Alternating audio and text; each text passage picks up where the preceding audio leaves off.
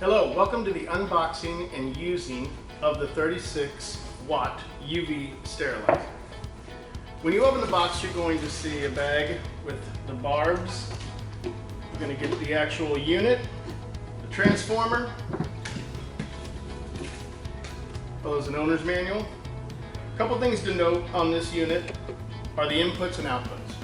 It does not matter which one you use for the input or for the output.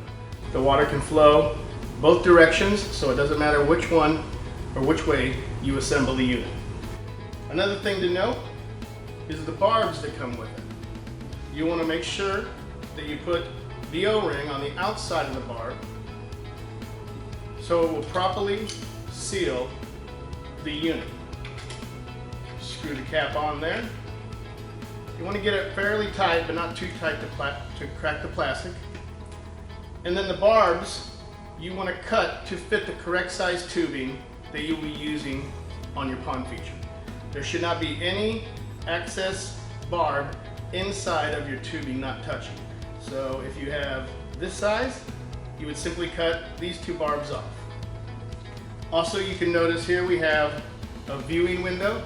This is to conveniently view to see whether or not your UV light is functioning correctly or not.